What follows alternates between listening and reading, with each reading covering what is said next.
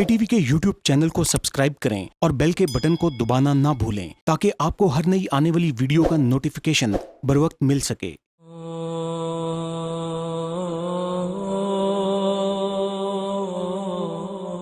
میرا نام عامر منیر ہے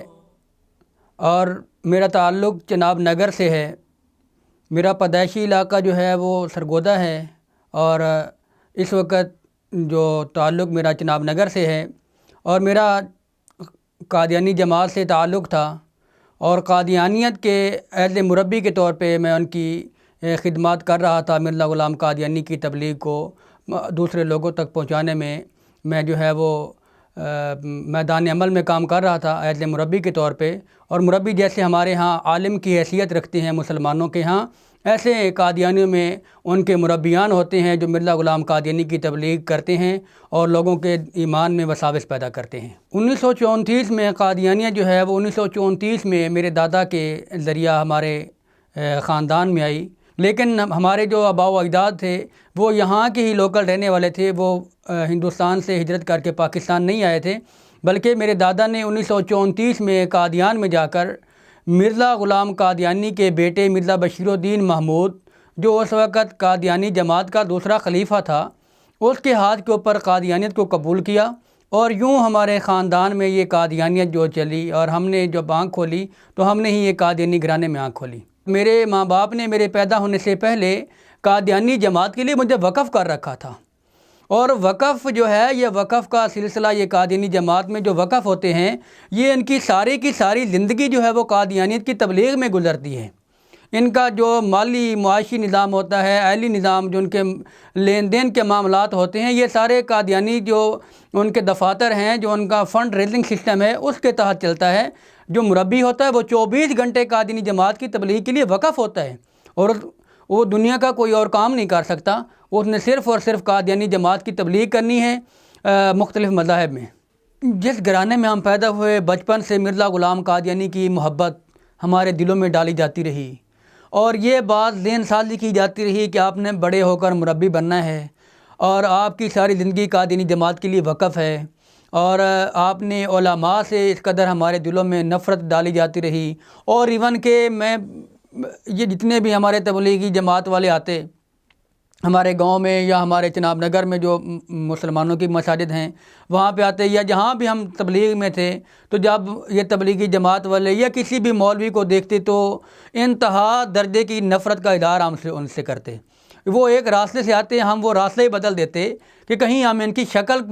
شکل دیکھنا بھی گوارا نہ تھی، یعنی کہ اس حد تک ہمارے دلوں میں ان سے نفرت تھی۔ تو اسلام لانے کی جو سب سے بڑی وجہ ہے وہ یہ ہے کہ وہ اللہ کا فضل تھا۔ اگر اللہ کا فضل و احسان نہ ہوتا تو ہم یقیناً ہدایت پالے والے نہ تھے،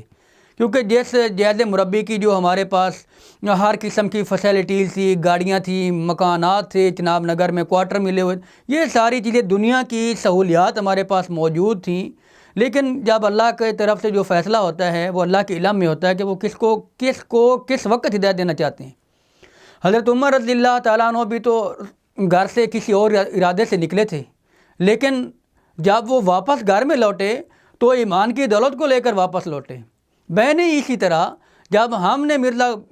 اپنی زندگی کا آغاز کیا، زندگی کا سفر شروع کیا، تو ہم نے بھی مرزا غلام قادیانی کی تبلیغ کو دنیا کے کناروں تک پہنچانے کا عزم گھر سے لے کر نکلے تھے، لیکن وہ اللہ کو جو منظور تھا ہم اسلام کی دولت کو گھر لے کر لوٹے۔ تو اس میں میرا تو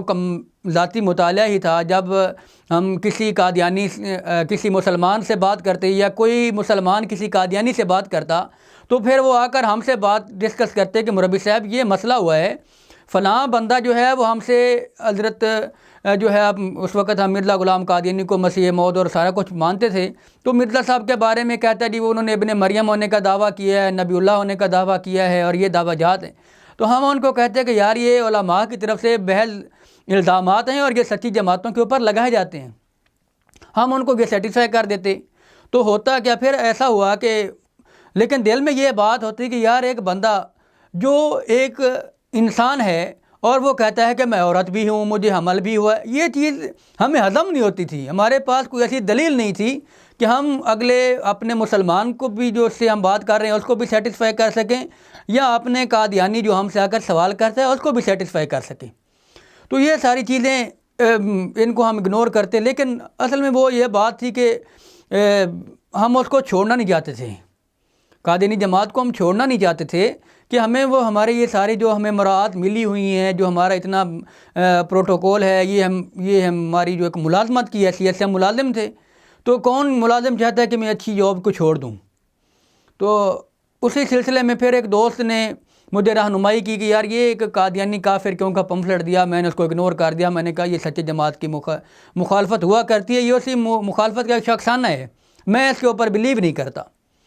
تو اس کے بعد اس کو میں نے اسٹڈی کیا۔ جب اسٹڈی کیا تو وہ دیکھا کہ وہاں پہ مرزا صاحب کے متعلق یہ لکھا ہوا تھا کہ انہوں نے جی ابن مریم ہونے کا دعویٰ کیا۔ یہ تو ہمیں پتہ تھا کہ ابن مریم ہونے کا دعویٰ کیا ہے، لیکن وہ جو تفصیل کہ ابن مریم کیسے ہونے کا دعویٰ کیا اور کیسے وہ مراحل سے گزرے، پھر اور جو جماعت کے اوپر الزامات تھے، جب ان کی تحقیق کی، ایک ہوتا ہے کسی چیز کو پڑھنا اور ایک ہوتا ہے کسی چیز کو سمجھنا۔ پہلے ہم نے قادیانیت کو پڑھا تھا، جب قادیانیت کو پڑھا اور سمجھنا شروع کیا تو یہ ساری باتیں جو علماء کی طرف سے یا مسلمانوں کی طرف سے کی جاتی تھیں وہ بالکل ٹھیک تھیں۔ تو پھر اس کے بعد میں نے ایک تقابل لکھنا شروع کیا، تقابل قادیانیت اور اسلام۔ اس میں وہ ساری چیزیں جو ہمیں جامعہ احمدیہ میں پڑھائی جاتی تھیں وہ میں نے اس میں لے کر آئے، اس کو ڈسکس کیا کہ قادیانیت ہمیں اسلام کے بارے میں کیا پڑھاتی ہے، اسلام عیسیٰ علیہ السلام کا تصور نظریہ کیا پیش کرتا ہے، اور قادیانیت جو ہے وہ کیا تصور پیش کرتی ہے، اور امام مہدی علیہ السلام کے متعلق قادیانی کیا نظریہ پیش کرتے ہیں، اور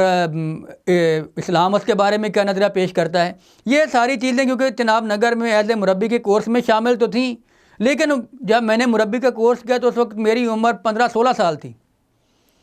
20 سال کی عمر میں میں نے قادیانی جو مربی کا کورس ہے وہ پاس کر لیا۔ تو 20 سال کی عمر ایک طالب علمی کی عمر ہوتی ہے، وہ سوچنے سمجھنے کی عمر نہیں ہوتی، وہ صرف طالب علمی کا پڑھنے کا عمل ہوتا ہے۔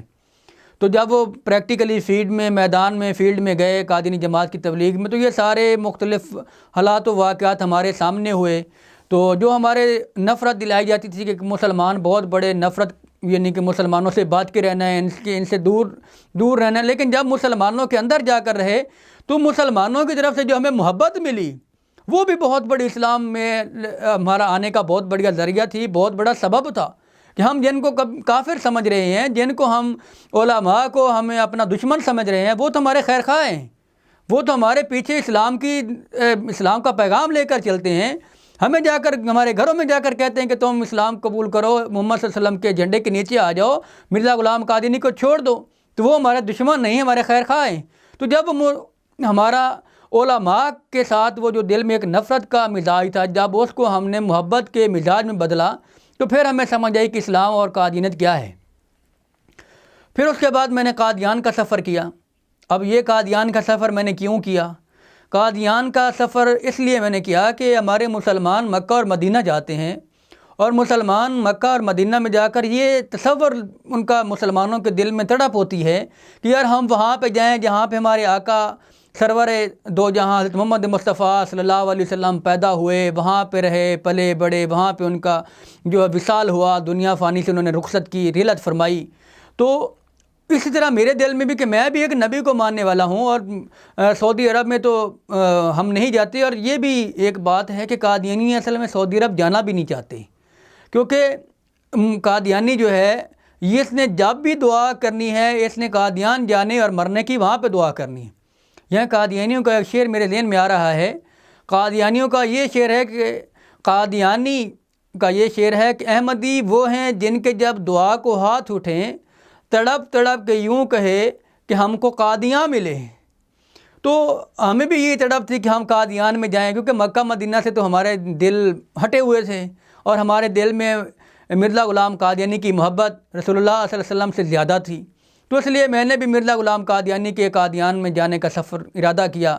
تو دسمبر میں قادیان کا جو جلسہ ہوتا ہے اس میں ایز اے مربی کے طور پہ، اپنی خدمت خلق کے طور پہ وہاں پہ جانے کا ارادہ کیا۔ پھر وہاں پہ قادیان میں کچھ عرصہ گزارا، وہ تقریباً 3 ماہ کا ٹائم آف پیریڈ تھا، ویسے ویزا تو زیادہ تھا، لیکن 3 ماہ کا عرصہ میں نے وہاں پہ اس لیے گزارا کہ میں نے مرزا بشیر الدین محمود کی وہ تحریرات پڑھی تھیں جس میں وہ کہتا ہے کہ اب مکہ اور مدینہ کی چھاتیاں روحانیت کے لحاظ سے خشک ہو چکی ہیں، اب نور اور فیض کے چشمے قادیان سے جاری ہوں گے۔ تو میں وہ نور اور فیض کے چشمے دیکھنے کے لیے وہاں پہ گیا، اور وہاں پہ واللہ میں کہہ سکتا ہوں کہ مرزا غلام قادیانی جہاں جہاں رہا آج بھی وہاں سے بدبو آتی ہے۔ یہ میں اس وجہ سے بات نہیں کر رہا کہ میں نے قادیانیت کو چھوڑ دیا ہے، تو آج میں یہ تعصب کی وجہ سے بات کر رہا ہوں۔ یہ حقیقت بات ہے، جس کو کوئی قادیانی بھی اگر اس کو حلفاً کہے تو وہ یہ حلفاً نہیں کہے گا کہ وہاں پہ ایسا نہیں ہے، بلکہ وہ ایسا ہے وہاں پہ۔ پھر اس کے بعد قادیان سے واپس آئے تو دل میں ایک یہ جو قادیانی کی طرف سے ملی ہوئی کچھ مراعات تھیں، یہ ایک سسٹم تھا، اس سے نفرت پیدا ہو چکی تھی کہ یار ہم کس طرف لوگوں کو لے کے جا رہے ہیں، اور یہ قادیانیت ہمیں کہاں لے کے جا رہی ہے۔ یہ نفرت جب دل میں اتنی انتہا شدت کی نفرت ہوگی قادیانیوں سے، تو پھر میں نے قادیانیوں کے 3 سوال تیار کرے، جو مطلب کہ اپنے ہی اندر سے سوال تیار کیے اور قادیانیت کا مطالعہ کیا، تقابل کرنے کے بعد میں نے 3 سوال تیار کیے۔ وہ سوال میں لے کر اپنے جو اساتذہ سے جامعہ احمدیہ کے ان کے پاس آیا، مربیان کے جو ہمارے تھے ان کے پاس آیا۔ میں نے آ کر ان سے کہا کہ میں آپ سے 3 سوال کرنا چاہتا ہوں۔ میں یہ نہیں کہا کہ میں اپنے سوال تیار کیے ہیں، میں نے ان کو یہ کہا کہ مجھے کسی مولوی نے یہ سوال میرے اوپر کیے ہیں کہ میں ان کا یہ جواب دینا چاہتا ہوں۔ انہوں نے کہا جی کریں سوال۔ میں نے کہا پہلا سوال یہ میرا ہے کہ جماعت احمدیہ یہ عقیدہ رکھتی ہے کہ حضرت عیسیٰ علیہ السلام فوت ہو گئے، اور جس کے لیے جماعت احمدیہ 30 سے زیادہ آیات کریمہ سے یہ تعویل کرتی ہے، استدلال کرتی ہے کہ عیسیٰ علیہ السلام فوت ہو چکے ہیں۔ تو مجھے کسی مولوی صاحب نے یہ کہا ہے کہ آپ مجھے قرآن کریم کی آیات میں سے جو آپ پیش کر رہے ہیں اس میں سے یہ دکھا دیں کہ انا عیسیٰ کا دمات، کیونکہ جو توفی کا لفظ ہے یہ مختلف معنوں میں استعمال ہوتا ہے۔ گو اس کے معنی ایک وفات کے بھی ہیں، لیکن وفات کے معنی اس کے جو زیادہ قریب ہیں وہ کسی چیز کو پورا لینے کے ہیں۔ تو مجھے آپ دکھا دیں کہ انا عیسیٰ کا دمات، مات کا جو لفظ ہے وہ سوائے موت کے کسی اور پہ دلالت نہیں کرتا۔ انہوں نے کہا کہ ایسا کوئی قرآن کی آیات نہیں ہے، قرآن کریم کی آیات نہیں ہیں جن میں یہ ہو کہ انا عیسیٰ کا دمات، اور کسی احادیث میں بھی نہیں آیا کہ انا عیسیٰ کا دمات، تو اس کی تعویل تشریح کرنا پڑے گی۔ میں نے کہا وہ مولوی صاحب قرآن اور حدیث کے علاوہ کسی تشریح یا تعویل کو نہیں مانتے۔ انہوں نے کہا چلیں آپ دوسرا سوال کریں۔ میں نے دوسرا سوال کیا۔ میں نے دوسرا سوال یہ کیا کہ جماعت احمدیہ یہ عقیدہ رکھتی ہے کہ مرزا صاحب نے نبی ہونے کا دعویٰ کیا ہے، اور جب مرزا صاحب نے نبی ہونے کا دعویٰ کیا ہے تو مرزا صاحب نے جو نبی ہونے کی اصطلاحاً دعویٰ کیا ہے کہ میں ذلی اور برودی نبی ہوں۔ تو یہاں پہ سوال یہ ہے، یہ جو ذل اور برود کا دعویٰ مرزا صاحب نے کیا ہے، کیا یہ پچھلے گزشتہ انبیاء میں سے کسی نے ذلی اور برودی نبی ہونے کا دعویٰ کیا ہے یا نہیں کیا؟ تو انہوں نے کہا کہ اس طرح ذل اور برود کا دعویٰ تو کسی نے نہیں کیا، یہ مرزا صاحب نے دعویٰ کیا ہے۔ تو میں نے کہا جب یہ پچھلے گزشتہ انبیاء میں کسی کو اللہ نے نبوت دی، کسی کو رسالت دی، کسی کو نبوت اور رسالت دونوں دے دیں، تو ذلی اور برودی نبی کی اصطلاح نہ قرآن میں ہے نہ حدیث میں ہے، اس لیے یہ ہمارے عقیدے کی بنیاد نہیں ہو سکتی۔ تیسرا سوال جو میں نے ان کے اوپر کیا، میں نے کہا تیسرا سوال میرا یہ ہے کہ جماعت احمدیہ یہ عقیدہ رکھتی ہے کہ عیسیٰ علیہ السلام نے یروشلم سے کشمیر کی طرف ہجرت کی، تو یہ جو ہجرت کا واقعہ ہے یہ آپ صلی اللہ علیہ وسلم سے پہلے کا ہے، اور بہت سے انبیاء کے واقعات جو آپ صلی اللہ علیہ وسلم سے پہلے کے ہیں قرآن اور احادیث میں ان کے واقعات کا ذکر ملتا ہے، کئی وضاحتاً کئی اشارتاً۔ تو یہ بھی آپ صلی اللہ علیہ وسلم سے پہلے کا واقعہ ہے، تو قرآن و حدیث میں کوئی ایسی نص کے ساتھ ہو جہاں پہ پوری وضاحت ملتی ہو کہ عیسیٰ علیہ السلام نے ہجرت کی اور کشمیر سے یروشلم سے کشمیر میں آئے۔ تو انہوں نے کہا کہ اس طرح کی کوئی قرآن کی ایسی واضح آیات یا حدیث نہیں ہے۔ ہاں قرآن کی ایک آیت ہے کہ آویناہما الی بربوۃ قرار ممعین، کہ ہم نے ان دونوں کو جو ہے اونچی چشموں والی جگہ کی طرف پناہ دی۔ تو میں نے کہا کشمیر کے علاوہ اور بھی تو چشمے ہیں دنیا میں، کیا صرف کشمیر میں چشمے ہیں؟ اگر کشمیر میں چشموں کو مان بھی لیا جائے تو پھر بھی عیسیٰ علیہ السلام کے ساتھ ہما کا تثنیہ ہے، ان کے ساتھ دوسرا کون آیا؟ اگر دوسرا قادیانی عقیدہ رکھتے ہیں کہ دوسرا ان کی ماں ان کے ساتھ آئی تھی، تو ماں جب کشمیر میں آئی تو ماں کی قبر تو بیت المقدس کے قریب ہے۔ یہ آپ صلی اللہ علیہ وسلم کی معراج کی حدیث بڑی واضح دلیل ہے اس کے اوپر۔ تو میں نے کہا کہ کشمیر سے ابن مریم علیہ السلام کا واپسی کا جو سفر ہے وہ کسی قرآن کی حدیث یا ایسے ثابت نہیں ہے۔ اگر ثابت ہے تو قرآن و حدیث کی کوئی دلیل ہو جس کے اوپر ہمارے مذہب کی بنیاد ہو۔ تو انہوں نے کہا اس میں بائبل اور دوسرے حوالہ جات ہیں۔ میں نے کہا بائبل جو ہے وہ ہمارے مذہب اور آخرت کی بنیاد نہیں ہے۔ اگر تاریخ انسائکلوپیڈیا میں جائیں تو وہ ایک انسان کی لکھی ہوئی کتابیں ہیں، اور انسان کی لکھی ہوئی کتابوں کے اوپر میں اپنے مذہب کی بنیاد نہیں قرار سکتا۔ میں آخرت کا جو ہے دار و مدار کسی انسان کی لکھی ہوئی کتاب کے اوپر نہیں کروں گا، بلکہ میں اپنی آخرت کا دار و مدار جو ہے وہ قرآن و سنت کے اوپر کروں گا۔ تو پھر میں نے قادیانیت کو یوں 27 مارچ 2017 کو میں نے قادیانیت کو ریزائن کیا، اور ریزائن کرنے میں نے یہ بھی لکھا کہ میں آج بقامی ہوش و واس میں رہتے ہوئے آپ قادیانی جماعت کو چھوڑ رہا ہوں۔ اگر میرے کچھ واجبات آپ کی طرف ہیں تو وہ مجھے دے دیں، اگر میری طرف کچھ ہیں تو وہ مجھ سے لے لیں۔ یہ اس کی وجہ کرنے کی یہ تھی کہ اگر میں ان کو یہ اطلاع نہ کرتا، ان کو جا کر خود ریزائن نہ کرتا، تو وہ میرے اوپر کئی کیسز بنا دیتے۔ مجھے پھر یہ بھی قادیانی کہتے ہیں کہ جو قادیانیت کو چھوڑتا ہے اس کو جی ہم نے جماعت سے نکال دیا ہے۔ یہ بہت بڑا پروپیگنڈا کرتے ہیں قادیانی۔ میں آج بھی قادیانی کو یہ بھی پیغام دینا چاہتا ہوں، ان کو چیلنج کرنا چاہتا ہوں کہ آج بھی اگر آپ میرے خلاف یہ بات بتا دیں کہ ہم نے اس کو جماعت سے نکالا ہے، تو آئیں، دنیا آپ کے پاس بھی سوشل میڈیا ہے، آپ اس کو استعمال کریں اور میرے خلاف وہ دکھائیں، لوگوں کو ثبوت دیں کہ اس نے جماعت کو نہیں چھوڑا، اس نے مرزا صاحب کے اوپر، مرزا قادیانی کے اوپر لعنت نہیں ڈالی، بلکہ ہم نے اس کو نکالا ہے۔ تو ہیں دنیا کو دکھائیں۔ میں آج بھی کہتا ہوں اور مجھے یقین ہے کہ آپ ایسا نہیں کر سکتے، یہ بازو ہمارے آزمائے ہوئے ہیں۔ جب اسلام قبول کیا تو اسلام قبول کرنے کے بعد سب سے پہلے جو قادیانی حربہ استعمال کرتے ہیں وہ حربہ یہ استعمال کرتے ہیں کہ سوشل بائیکاٹ کرواتے ہیں، خود بھی کرتے ہیں اور والدین سے بھی کرواتے ہیں، عزیز و اقارب کے اوپر فورس کرتے ہیں کہ اس نے مرزا کو چھوڑ دیا ہے، اس نے جماعت کے اوپر لعنت ڈال دی ہے، اب اس کے ساتھ کسی قسم کا لین دین معاملات نہیں ہے، اس کو گھر نہیں آنے دینا۔ یہ ساری چیزیں جو قادیانی ہیں یہ والدین کو فورس کرتے ہیں کہ اگر آپ نے ان کے ساتھ کوئی تعلق کو ریلیشن رکھا تو ہم آپ کو جماعت سے نکال دیں گے۔ اب جو ریلیٹیو ہیں، والدین ہیں، عزیز و اقارب ہیں، وہ کیونکہ ہمارے خاندان میں پہلا انسان تھا جس نے اسلام کو قبول کیا تھا، تو میرے اوپر بھی بہت سے ان لوگوں نے ظلم و ستم بھی کیے، تشدد بھی کیا، جس کے نتیجے میں میری آنکھیں بھی ضائع ہوئیں، اور تشدد کے نتیجے میں بہت سے ایسے مسائل کا سامنا رہا۔ مالی لحاظ سے بھی انہوں نے جو